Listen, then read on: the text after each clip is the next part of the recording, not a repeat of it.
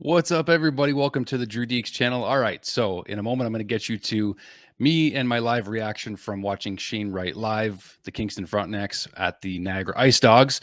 So stay tuned to the end to make sure I give you my full sort of briefing, if you will, or any and all of my observations about Shane Wright's game based on this single game. Of course, I was going to bring in OHL analyst Brandon Caputo, but he wasn't able to make it today. However, we are going to record a separate segment a couple days from now where he can give you a bit more of a breakdown of Shane Wright's game based on multiple games this season.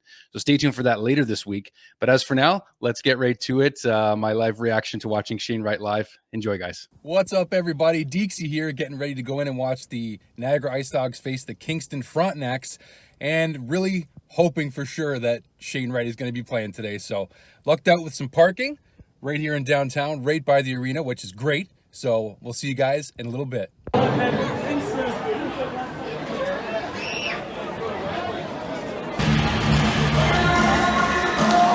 Stop for size, promotional, and graphic solutions. Come on, boys!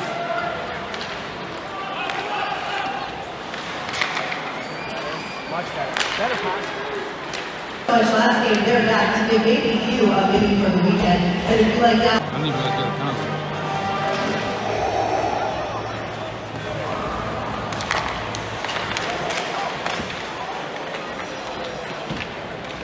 And it's kept in by Wright. Shane Wright spins it across. Chromiak down low, tipped by Wisdom. They score! All right, so on the power play, Kingston just got a goal. Pretty sure Shane Wright, he looks like he's not even trying out here, honestly. Shane Wright getting an assist. It's 1-0 Kingston. Right, Ethan? I don't know what to say, man. I don't know what to say. We're IceDogs fans, but we're here to watch Shane too. Shane Wright will stop, reversed it. Beautiful feed. Chromiak across. They score! Edmonds. All right, so Ethan's not going to be in this video, but Shane Wright just got another assist. It's 2-0 Kingston. And it's awkward because I'm in an IceDogs jersey, but the kid looks good. He looks good. Sorry, Ethan.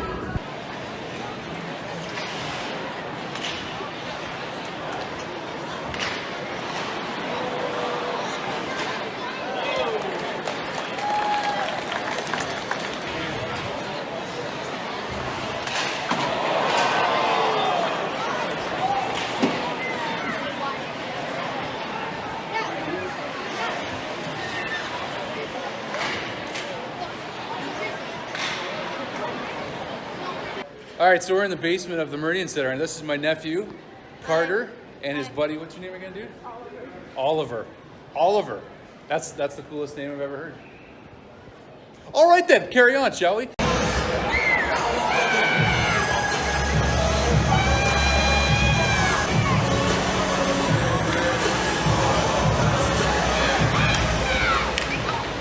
Frontenacs goals from number 8, Martin Chromiak. Assist number 51, Shane Wright. Number 27, Lucas Edmonds. Chromiak from Wright and Edmonds.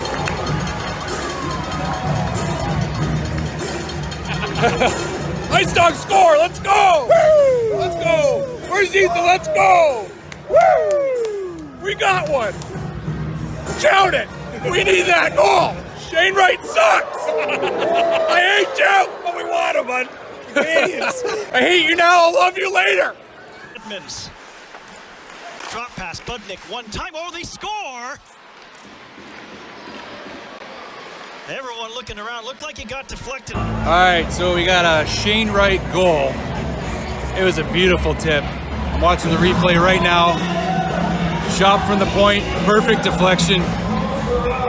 Goals from number 51, Shane Wright. Assist number 24, Thomas Budnick. And number 27, Lucas Edmonds. It's 4-2. This game's not over yet. Not over yet.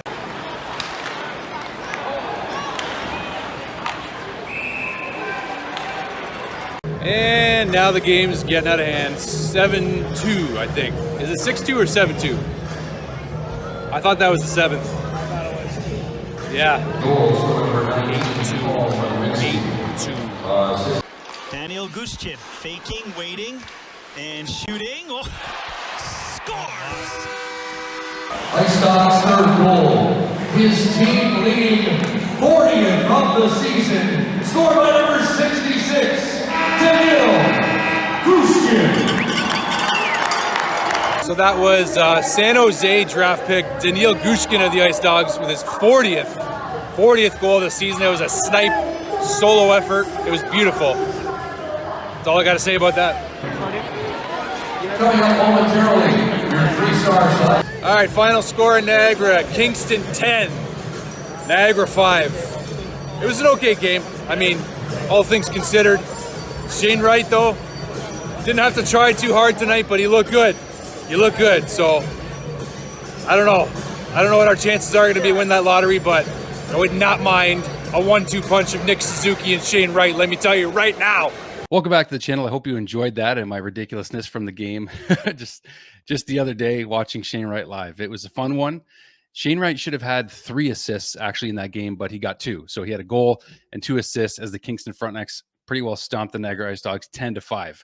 All right, so let's get right into it, guys. So what I noticed about Shane Wright's game specifically, this kid has poise. I can tell you right now, for an 18-year-old, he's got poise. This was a game where it probably wasn't fair to evaluate Shane Wright based on this game against the Niagara IceDogs. Why?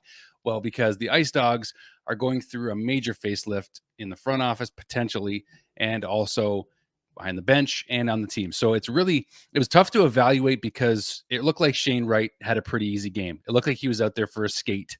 You know, it didn't look like he was being challenged very much.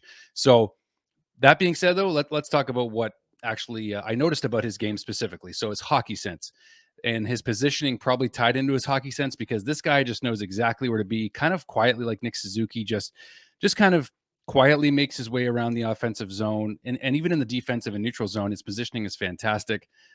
He was pretty defensively responsible, I noticed as well. I didn't have that included here, but his playmaking, I was surprised about his playmaking because based on what I had heard, based on the scouting reports and everything I'd heard so far, was that he was more of a scorer. Now, he does have a very good shot, but he has deceptive playmaking abilities. One in particular, which I wish I had a replay for to show you guys, where he did, he got a puck. So he got a puck passed to him, and then he did like a one-time backhand pass to one of his teammates, and then created just a beautiful chance. I can't remember if they scored on that exact play, but just like that one-touch backhand pass I saw him do, which was just beautiful.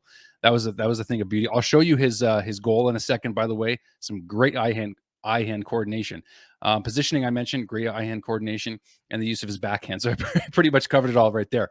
But he wasn't challenged very much in this game, so it's a tough one to evaluate based on one game. But he definitely stood out from the pack. He stood on his own. He stood out from everybody on the ice on both sides of the ice. And his teammates, I mean, they got a good team with Kingston. So I really want to see them go further, and I want to see him face more challenging opponents to get a better evaluation for him.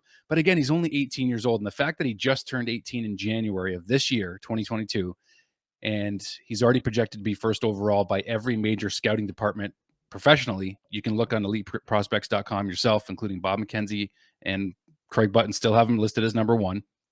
So based on that, and you saw the highlights yourself too, but I mean, this guy has speed as well. But you know what? He didn't even have to use his speed that much, because he was so positionally sound that he didn't really have to use his speed too much. So you didn't really see like much explosiveness from him, but I think he was just smart. You got a smart player in Shane Wright. That's another thing I should put too. Hockey sense is probably part of that, because he just knew where to be at the right time. He was sneaky. He wasn't a panicky player. He just seemed calm and poised throughout his play. He just knew exactly where to be. He always knew where his teammates were. That was a big one too that I really noticed, is that he knew where those guys where those guys were.